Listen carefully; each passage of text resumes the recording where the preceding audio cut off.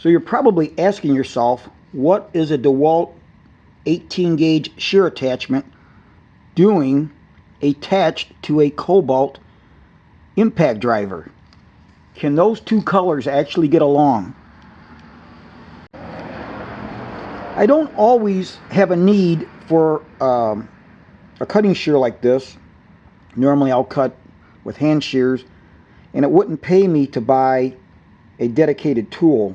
So when I saw this at Lowe's, I thought, well, I'll give this thing a try, because it was cheap enough to have on hand if I needed it.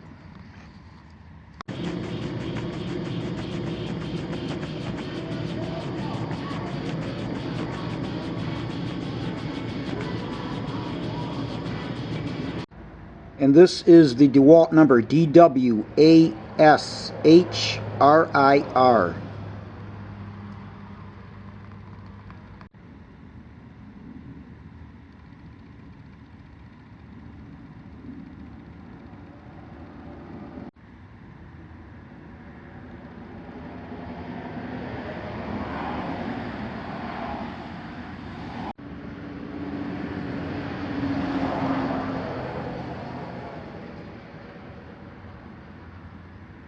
So before I take this unit off to show you, I thought, since it's on here, I would show how on my Kobalt it attaches. And it's kind of interesting that DeWalt has this universal type attachment down here, which actually works okay with the Kobalt, because what they have, and what this is for, is to keep the unit from turning. And so, quite simply, on the Kobalt, what I've done is I'm able to use these pins here that you see, and on the battery there's little indents that you would push in to release the battery. So I find that it works great just putting it within that indents, turning it down, and put just a slight bit of pressure on those tabs that you push in, and the battery still is intact, and it keeps this thing from turning. So that works out really good. For some reason they do not show any Kobalt tool, but as you can see, it does work with the Kobalt. And as you can see up here, they have an adjustment locking knob, so that if you want to, depending on how you're cutting, what your position is, you can actually rotate this thing around any way you want, and it will work.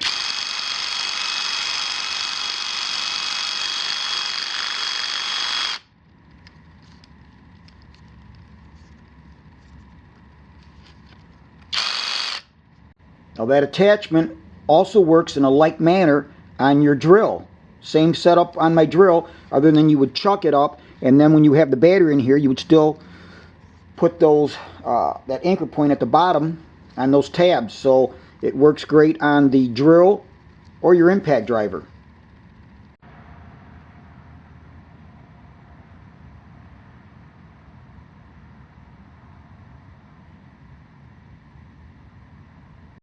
So let's take this off.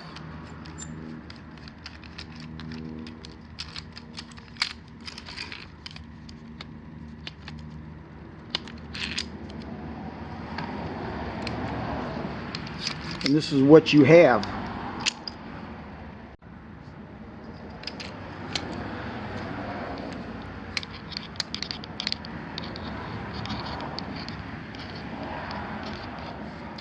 This has a hex drive on this end that obviously you can chuck up or put on your impact driver, as shown.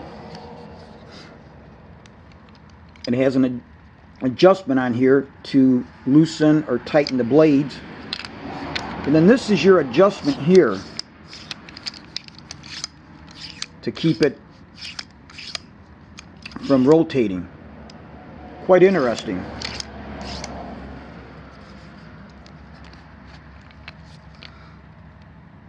There's those two tabs that they have sticking out.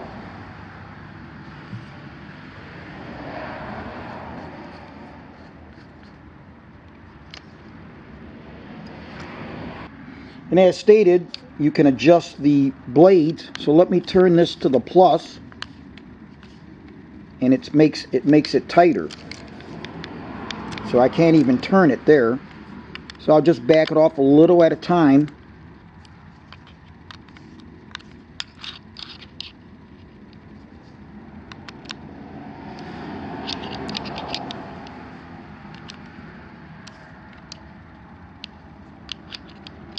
And I would do this by hand so you can get the feel of it.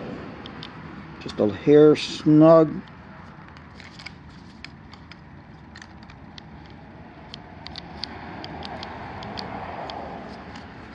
You don't want that loose because you want that to cut properly. So if it's too loose, it will not cut good.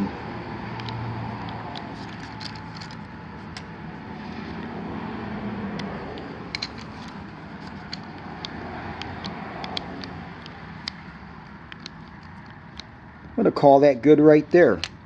The next thing that I want to do before I do anything else is I want to pull this cover off. I want to see if these blades, so if I ever had to sharpen them, if I could hone that and sharpen these. And so let me take this cover off.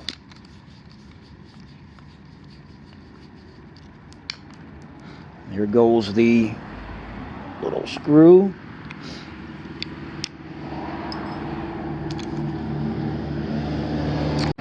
Alright, I thought I would have access to that, but I think what this does is it's just like a skid plate. So that way when you're cutting and the material hits this, it's hitting against metal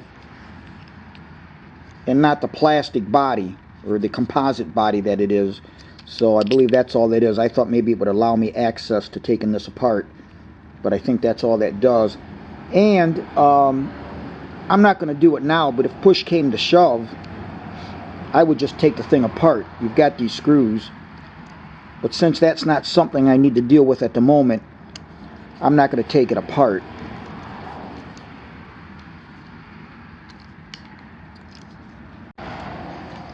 So let's reattach it.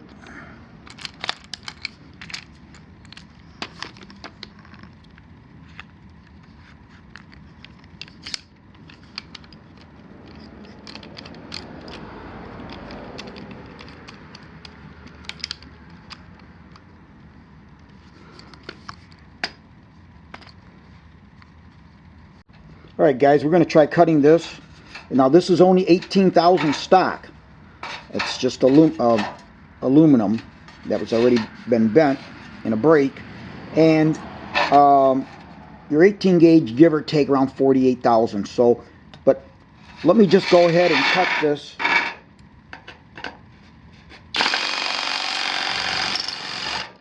Now that cut effortlessly, but obviously it's thin.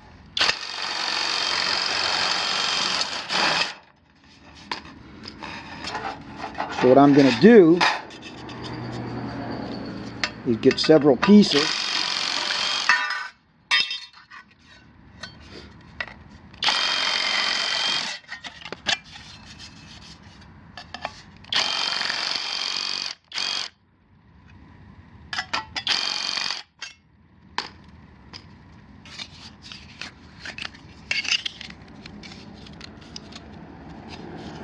So there's 36 thousandths, and it may have an effect since it's not solid, but we're going to give this a try. 36 thousandths.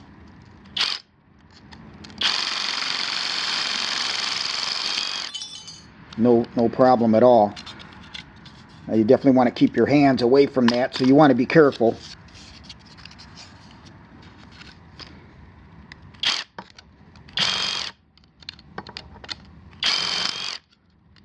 Yeah, there we go. So yeah, no problem there at all.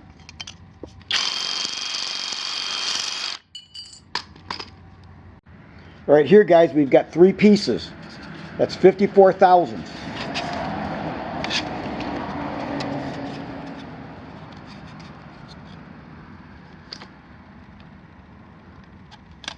Well, let's see how that works.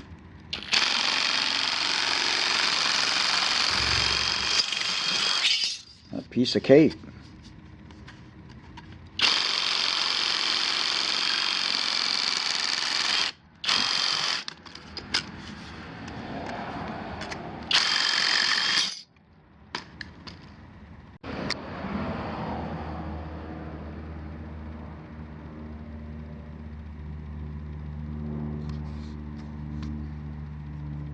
I found some galvanized strips in the garage.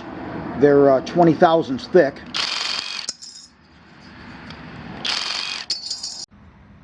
So let's cut 3 of those. That's 60 thousandths of that galvanized strip that I have.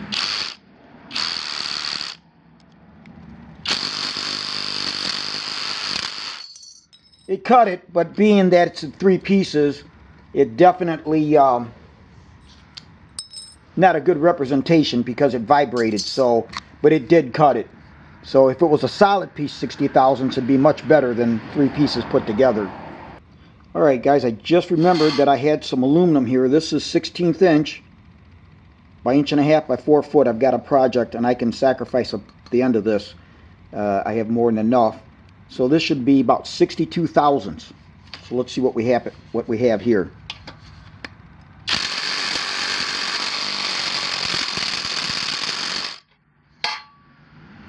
Well, that's pretty damn rough, ain't it?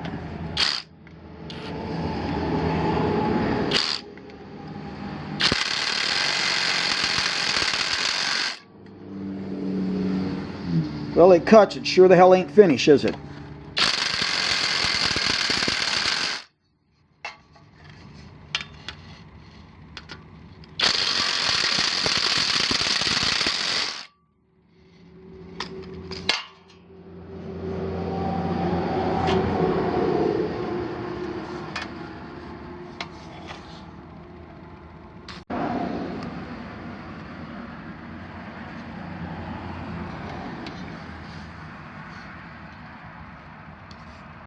But to be fair, guys, it doesn't say that you can cut something this thick. 18 gauge, this is thicker than 18 gauge. And normally, I wouldn't even use a shears like this to cut aluminum. No, you know, so I just wanted to see if it would cut that thick, and it did cut it. Normally, if you're cutting sheet goods, you know, galvanized, metal, aluminum, you'll be fine. But like I said, I just thought I'd try it. So again, just the fact that it did cut it, this would not be real world for me, because I would never use a shears to cut anything this thick. In fact, I would be using a hacksaw in a miter box, or I would be using my Kobalt saw or Hitachi saw with a metal cutting blade in it to cut something like this. Now this is just cardboard, so say you wanted to cut cardboard real quick. This is a Priority Mail large mailing box, so let's see what it does with this.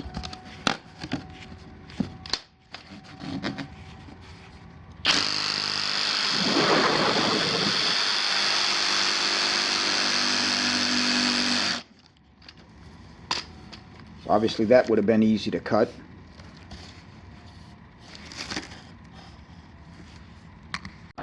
So for the price, this isn't bad to have around for the times that I want to make a long straight cut. This should work just fine for me. And again, for a dedicated tool, it wouldn't be worth me to have a dedicated tool to have on hand, but as an attachment, I'll throw that in my toolbox. It'll work pretty well.